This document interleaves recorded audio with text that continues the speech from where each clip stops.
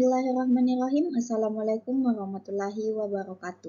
Perkenalkan, nama saya Aulia Ramadhani dari kelas PTIKE Angkatan 2024 dengan NIM 2402095011054. Pada kesempatan kali ini saya akan mengerjakan tugas video matematika diskrit.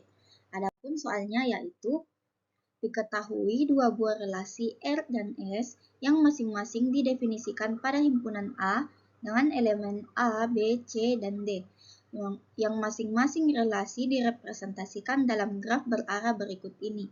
Soalnya yaitu tentukan apakah R dan S refleksif, setangkup, tolak setangkup, dan atau menghantar.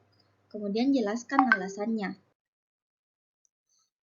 Adapun jawabannya yang pertama dalam refleksi.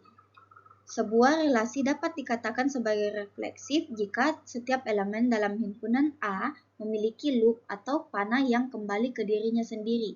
Pada gambar relasi R yang memiliki loop hanya elemen B, sedangkan elemen A, C, dan juga D tidak memiliki loop atau tanda panah yang kembali ke dirinya sendiri. Maka relasi R tidak dapat dikatakan sebagai relasi. Kemudian pada gambar S yang memiliki loop atau panah yang kembali ke dirinya sendiri hanyalah elemen B dan juga C, sedangkan A dan D tidak memiliki tanda panah yang kembali ke dirinya sendiri.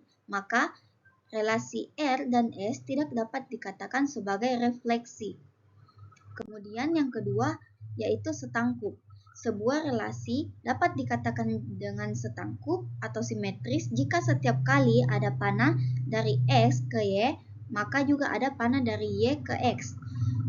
Pada gambar relasi R yang memiliki tanda panah yaitu hanya elemen B ke D dan juga D ke B, sedangkan elemen A ke B, B ke A, elemen A ke C, C ke A, elemen B ke C, C ke B, maupun elemen A ke D, D ke A, dan juga D ke C, C ke D itu tidak ada, maka relasi R tidak dapat dikatakan sebagai setangkup.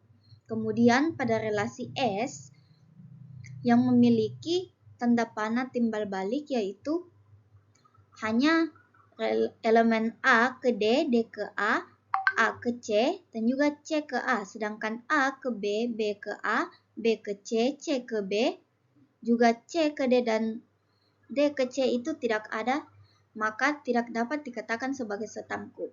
Jadi, relasi R dan S tidak memenuhi sifat setangkup. Kemudian yang ketiga adalah tolak setangkup. Suatu relasi dapat dikatakan tolak setangkup jika terdapat X, Y, maka tidak boleh ada Y, X, kecuali jika X sama dengan Y atau loop dirinya sendiri. Pada relasi R, tidak memenuhi syarat karena ada tanda panah B ke D dan juga D ke B. Kemudian pada relasi S, ada tanda panah A ke D dan juga D ke A ke C, dan C ke A.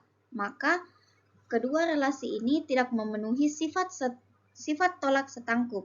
Kemudian yang terakhir yaitu menghantar. Sebuah relasi dapat dikatakan menghantar jika X, Y, dan YZ ada di dalam relasi, maka X, Z juga harus ada.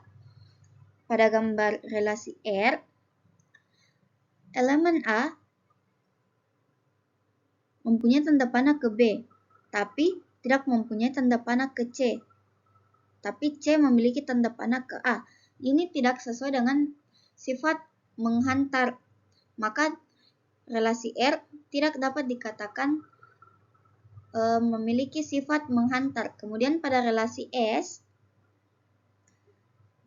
ada tanda panah dari B ke A ke C, tapi tidak ada tanda panah C ke B, maka tidak memenuhi syarat relasi menghantar. Maka kedua relasi tersebut tidak sesuai dengan sifat menghantar. Kesimpulannya yaitu gambar relasi S dan relasi R di samping tidak ada yang memenuhi keempat sifat relasi, baik itu refleksif, setangkup, tolak setangkup, maupun menghantar. Sekian dari saya, mohon maaf bila ada salah kata. Wassalamualaikum warahmatullahi wabarakatuh.